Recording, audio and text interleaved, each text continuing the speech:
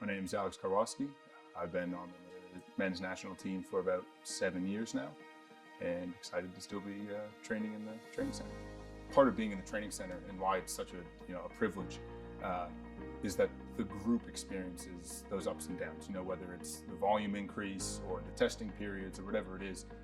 It's great when everyone PRs and everyone's within a half a second on the water, but that's very rare. And when it does, you kind of think, "Oh, is this right?" So I'd say dealing with the lulls is really having the group there to lean on. And when it's bad, no one's kind of casting you aside. And when it's good, no one's there to kind of try and push you down. It's really a pretty motivating atmosphere.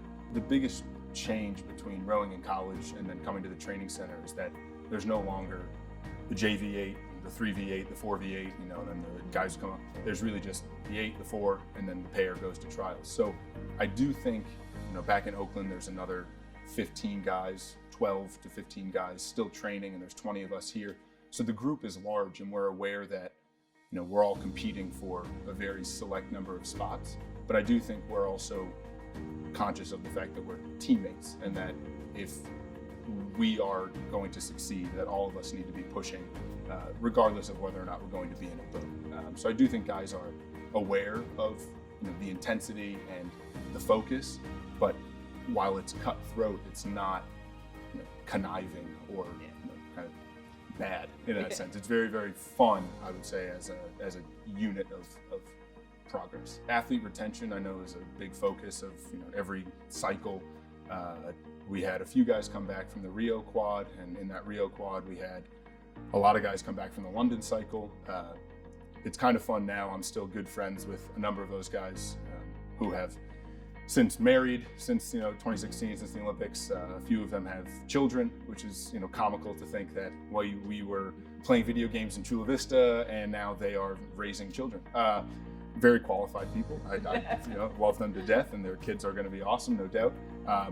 But yeah, even on the way down from Oakland, we stopped by and saw Glenn O'Howe, he came back for 2018, and then I think decided, okay, 2 Olympics, 1 medal, 1 4th place, I'm probably ready to move on with life. But he's still, I still send him video, and still kind of keep him in the loop, which is fun.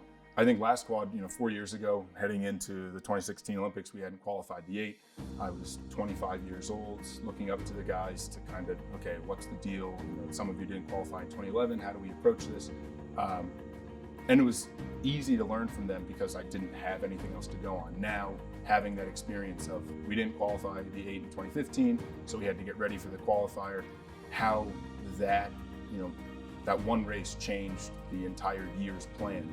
Coming into 2019, this past summer, I knew that we needed to be ready for the World Championships. And while 5th place was not our goal, it was sort of that bottom place that we could get to still qualify. So approaching that race this year versus 4 years ago then in 2015, being 28 years old and one of the veterans on the team, it was very much a kind of mental push from, I think, a lot of us, but certainly the 3 of us that had been there in 2015, to remind everyone that we've trained enough, we've done enough, we've hit speeds, we know all these things, so that when we got to the line, even our suboptimal performance was going to be enough.